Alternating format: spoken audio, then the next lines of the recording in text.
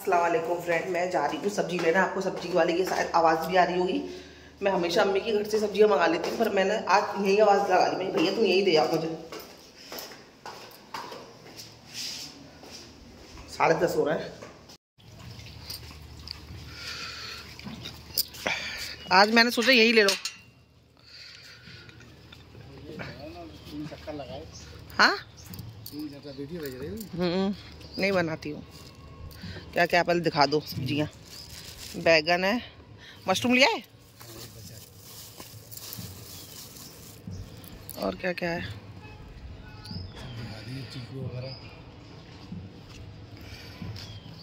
फल भी है, आज तो चीकू भी है। रमजान आने से पहले। हाँ, अरे वाह, गुलाब का फूल रख के लाया अंगूर के बीच में। चलो, आज इतनी सारी सब्जियां ले ली। अब अम्मी को फ़ोन करके सब्जी मंगाने की ज़रूरत नहीं पड़ेगी। 2-4 दिन तो नहीं पड़ेगी, घर में 2-4 दिन की सब्जियां ही ले ली हैं। चलो, इस बार तो मैंने ना मशरूम भी लिए। इस बार मैं मशरूम बनाऊंगी और आपके संग उसकी रेसिपी शेयर करूंगी। चलो, अल्लाह, आज मुझे ना खाना पकाने में ना बहुत देर हो गई यार। 3 बज गए और 3 बजे तो मेरा खाना ही नहीं बना। असल में रात में सब्जी रखी थी, रोटी रखी थी, वो तो मैंने खा ली है, पर साथ में नहीं खाया है खाना भी। साथ बिना खाना खाए ट्यूशन चला गया है, क्योंकि उसका ट्यूशन 2:30 बजे का हो गया था और 2:30 बजे मेरा खाना पका ही नहीं था। मैं क्या करी थी, नहा के नमाज़ पढ़ने खड़ी हो गई। जब नमाज़ पढ़ के उठी तो साथ ट्यूशन चला गया था। तो अब मैं सोच रही हूँ ट्यूशन के आने से पहले उसके मैं खाना बना कर रख देती हूँ, तो आएगा तो खाना खा लेगा। छुट्टी कहाँ है। और आज मैं बना रही हूँ पालक की प्याज, दिखाती हूँ आपको। ये देखो, ये बना देती हूँ। आलू का है, आलू ये जल्दी जल्दी काट लेती हूँ मैं, वरना बंदर आ जाएगा। इनको साबुत ही धो लिया करो फ्रेंड, मैं तो साबुत ही धोती हूँ। काट के धो ना तो बहुत सारा फिक जाता है ऐसे।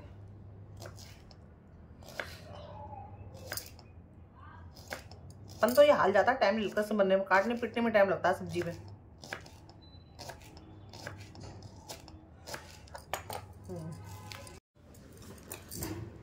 एक बार कट जाए ना तो बनने में टाइम नहीं लगता। और ये सब्जी ना मेरी बड़ी भाभी ना वो बहुत अच्छा बनाती है, तो मैंने अभी उनको फ़ोन किया, उनसे पूछा। मैंने उनके घर पे एक दिन ये सब्जी खाई थी, बनाती तो मेरी अम्मी भी अच्छा है, और लेकिन मैं भाभी की मुझे ज़्यादा अच्छी लगी। तो मैंने उनसे पूछा फ़ोन करके, अभी भाभी तुमने ये कैसे बनाई थी।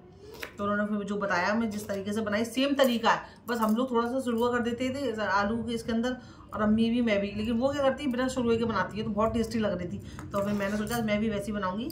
और साथ बोल के गया है कि चावल खाएगा बॉयल, तो चावल भिगा दिए मैंने। अभी फटाफट खाना बना दूंगी इंशाल्लाह, उसके आने से पहले बन जाएगा। कोई भी सब्जी ना बन तो फटाक से जाती है, ये मेन चीज़ जो होता है ना काटना, इसमें टाइम लग जाता है।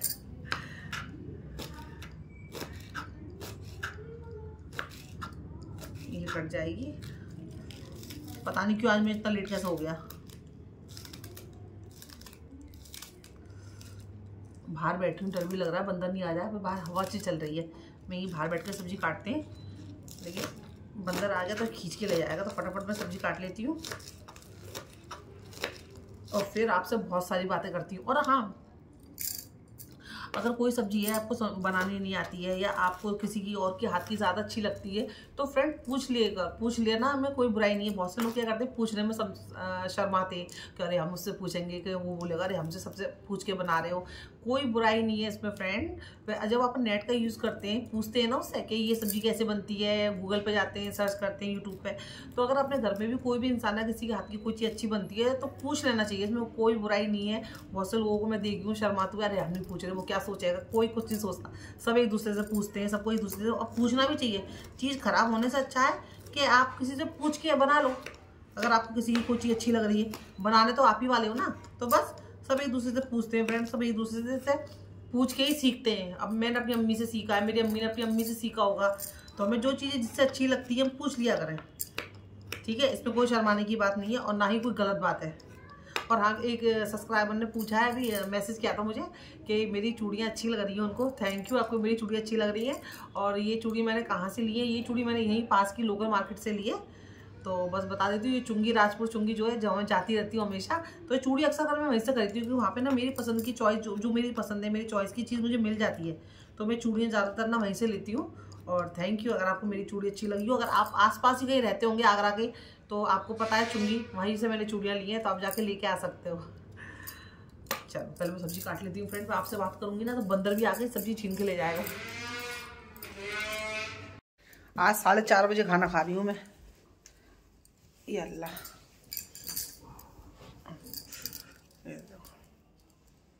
आलू भी बन गए, चावल भी बन गए।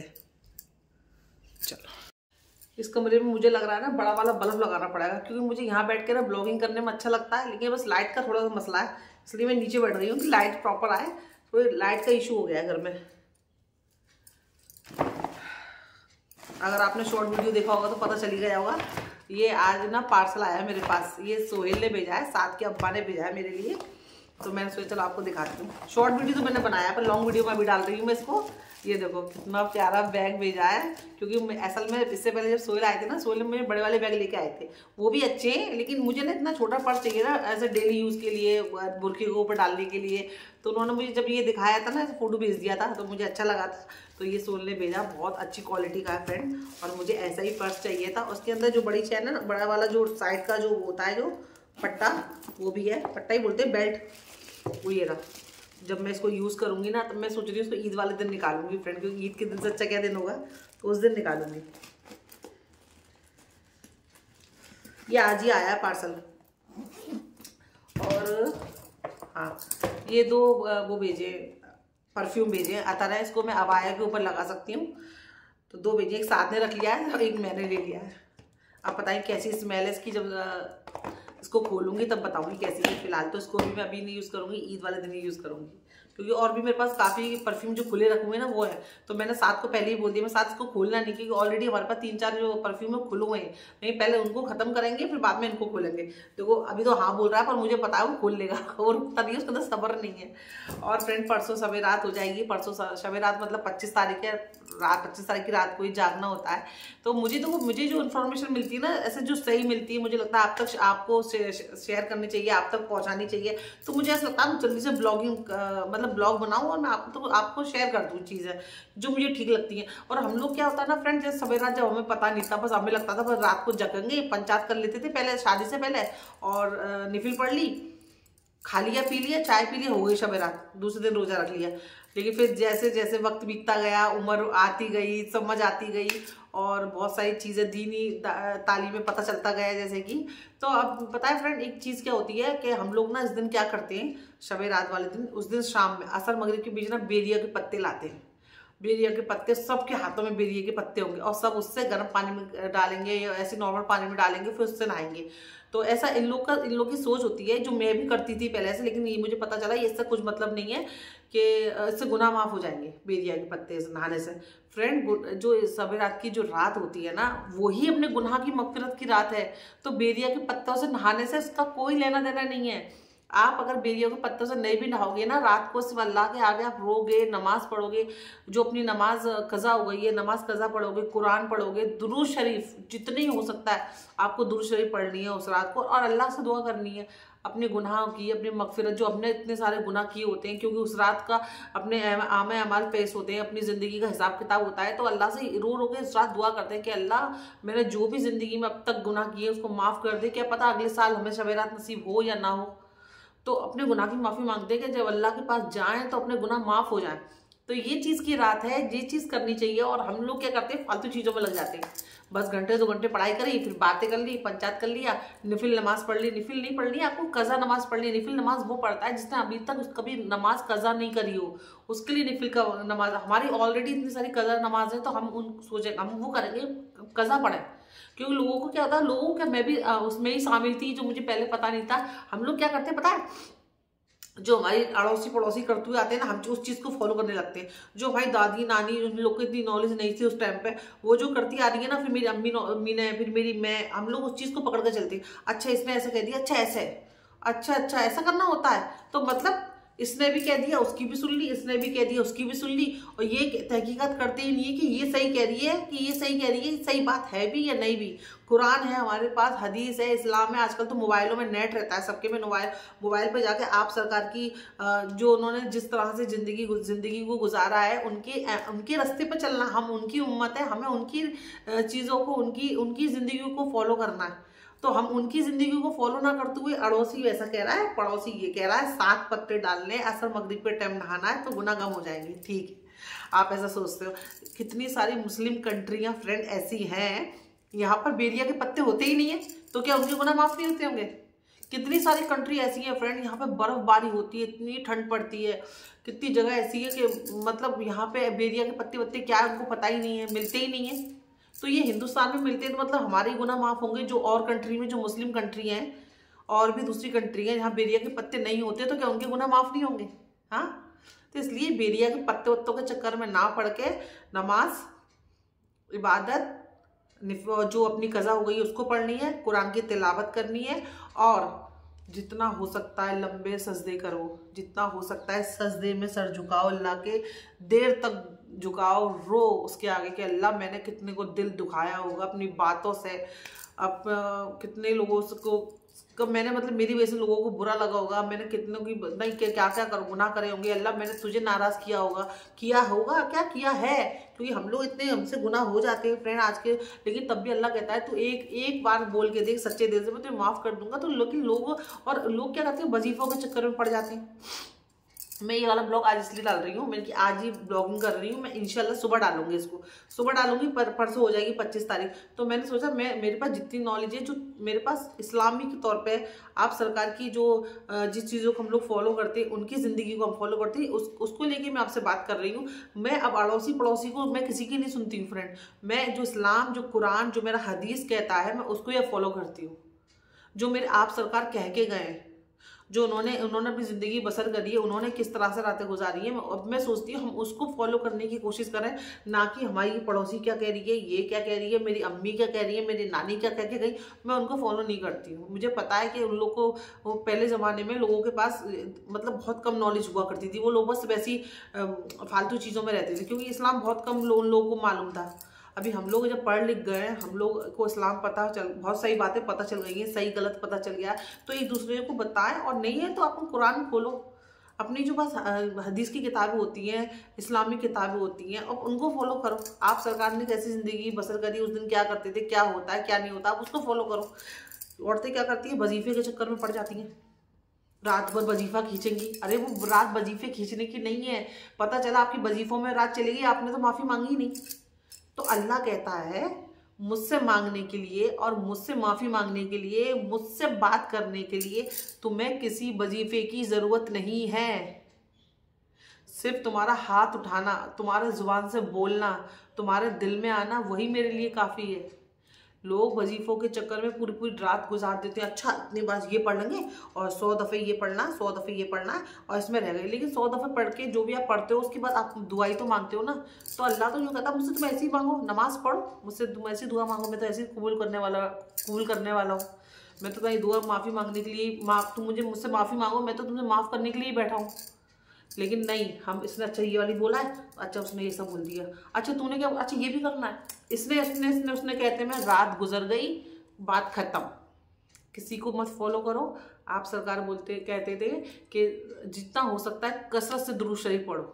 दुरूद शरीफ सबको आती है, आप वो बैठ के पढ़ो, लंबे सजदे कर दो, देर तक सजदे में रहो फ्रेंड, ताकि अल्लाह से अगर रो अपनी गुनाहों की, अपने जो हमने गलत किया उसको याद करो कि अल्लाह मैंने इसके संग ये कर दिया, गलत कर दिया, जो भी कर दिया।